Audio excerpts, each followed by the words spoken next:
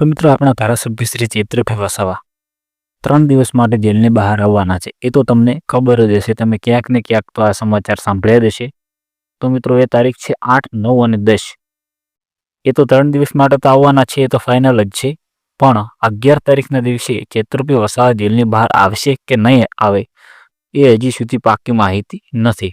અત્યારથી તો આપણે એમ ના કહી શકીએ કે ચૈત્રભાઈ વસાવા 100% જેલની બહાર આવશે. એટલો વિશ્વાસ તો છે જ કે ચૈત્રભાઈ વસાવા જેલની બહાર તો આવશે જ, પણ આપણે હાલથી કંઈ પણ નક્કી ના કરી શકીએ. તો મિત્રો તમને શું લાગે છે કે ચૈત્રભાઈ વસાવા 11 તારીખના દિવસે જેલની બહાર આવશે કે નહીં આવે તે તમે જરૂર કોમેન્ટ કરજો.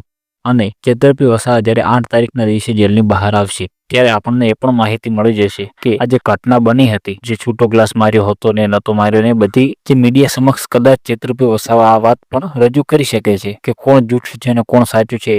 સંજય વસાવાએ તેમનો પક્ષમાં વાત તો રજૂ કરી, પણ હવે ચૈત્રભાઈ વસાવાને મોકો ના મળ્યો. હવે ચૈત્રભાઈ વસાવા પણ તેમની વાત રજૂ કદાચ કરી શકે છે, એવી મળતી માહિતી મુજબ હું તમને જણાવું છું. સોશિયલ મીડિયાના માધ્યમ દ્વારા આટલી માહિતી મળી રહી છે અને લોકો દ્વારા એવું પણ જાણવા મળી રહ્યું છે કે ચૈત્રભાઈ વસાવા 11 તારીખના દિવસે 100% જેલની બહાર આવશે જ. અને 3 દિવસ તો જેલની બહાર આવવાના છે, તો તમને પણ ખબર છે, તમે સમાચાર તો સાંભળી લીધા હશે. અને 8 તારીખના દિવસે ચૈત્રભાઈ વસાવા વહેલા જેલની બહાર આવી જશે અને તેમને કોઈ પણ સામાન્ય માણસને મળવા દેવામાં આવશે નહીં અને ફૂલ સિક્યુરિટી સાથે ચૈત્રભાઈ વસાવાને રાખવામાં આવશે. અને કદાચ અમુક પત્રકારો તેમનું ઇન્ટરવ્યૂ પણ લેશે, તેની અંદર કદાચ ચૈત્રભાઈ વસાવા કહેશે કે તેમની સાથે શું શું ઘટના બની હતી, શું કારણ હતું તેનું, કેમ છૂટો ગ્લાસ માર્યો, એ બધું ચૈત્રભાઈ વસાવા કદાચ કહી પણ શકે છે. તો મિત્રો તમે આટલા સુધી જો વિડીયો જોયો હોય તો એટલી જરૂર કોમેન્ટ કરજો કે તમે ચૈત્રભાઈ વસાવાને સપોર્ટ કરો છો કે સંજયભાઈ વસાવાને. એટલી તો જરૂર તમે કોમેન્ટ તો કરજો જ. અને મિત્રો આ વખતે તો એવું 100% લાગી રહ્યું છે કે ચૈત્રભાઈ વસાવા જેલની બહાર આવશે.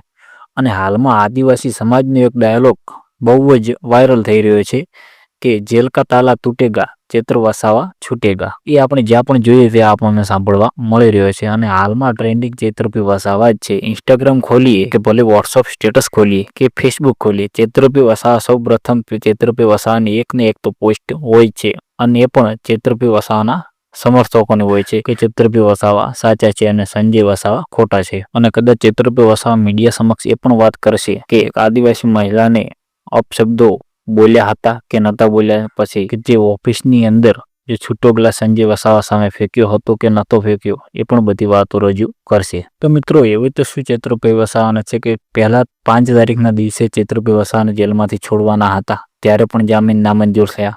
પછી 13 તારીખના દિવસે ચૈત્રભાઈ વસાવાના જામીન નામંજૂર થયા હતા.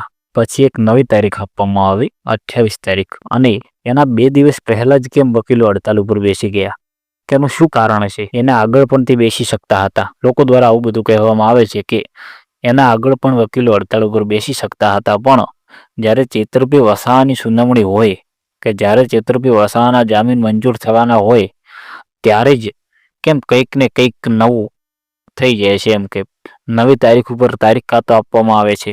હાલ તો આપણે ગણવા જઈએ તો 5 તારીખ, 13 તારીખ, 28 તારીખ અને ફરી એક નવી તારીખ એટલે કે 11 તારીખ ચૈત્રભાઈ વસાવાને આપવામાં આવી છે. અને હજુ પણ એ પણ નક્કી ના કહેવાય કે ચૈત્રભાઈ વસાવા 11 તારીખના છૂટશે કે નહીં છૂટે, કેમ કે આ સરકાર કંઈક અલગ પણ કરી શકે, કંઈક નવું પણ કરશે આ સરકાર, કંઈ નક્કી ન કહેવાય ના. પહેલા જામીન મંજૂર થયા, સુનાવણીનો જ્યારે ટાઈમ આવ્યો ત્યારે વકીલો હડતાલ ઉપર બેસી ગયા. અને હવે 11 તારીખે આ કંઈક ને કંઈક નવું તો થશે ને થશે. આ વાત તમે યાદ રાખજો. અને જો વિડીયો આટલા સુધી જોયો હોય તો 11 તારીખના દિવસે કદાચ જો તમે આપણી ચેનલની અંદર વિડીયો જોવા આવો તો જરૂર તમે કોમેન્ટ કરજો કે હા ભાઈ, તમે સાચી વાત કરી હતી કે ચૈત્રભાઈ વસાવાને જ્યારે છૂટવાનો વારો આવશે ત્યારે કંઈક ને કંઈક નવી વાત તો થશે જ. અને મિત્રો વારંવાર લોકો એ સાંભળે કે ચૈત્રભાઈ વસાવાને ફરી એક નવી તારીખ આપવામાં આવી છે તો આદિવાસી સમાજના લોકો અને બીજા બધા સમાજના લોકો પણ ગુસ્સે થાય છે, કેમ કે વારંવાર તારીખ કેમ આપવામાં આવે છે? એવડો મોટો તો તેમને ગુનો પણ નથી કર્યો, ખાલી એક ગ્લાસ કદાચ છે, વિડીયો પણ નથી, છતાં એમ માનીએ કે એક ગ્લાસ છૂટો માર્યો છે તો પણ તેમના ઉપર 307 કલમ લગાવવામાં આવી છે. અને એ હજી સુધી વિડીયો ફૂટેજ પણ કે સીસીટીવી ફૂટેજ પણ હજી સુધી આપવામાં આવી નથી. કાં તો જો હોત તો કદાચ સામેવાળી પાર્ટી તરફથી જે તે ફૂટેજ મૂકવામાં આવત, રજૂ કરવામાં આવત કોર્ટની અંદર, એ પણ રજૂ કરવામાં આવી નથી. તો હાલ ઇન્સ્ટાગ્રામની અંદર આપણને ક્યાંક ને ક્યાંક એ માહિતી મળી જો, પણ એ વાત ખોટી લાગે છે.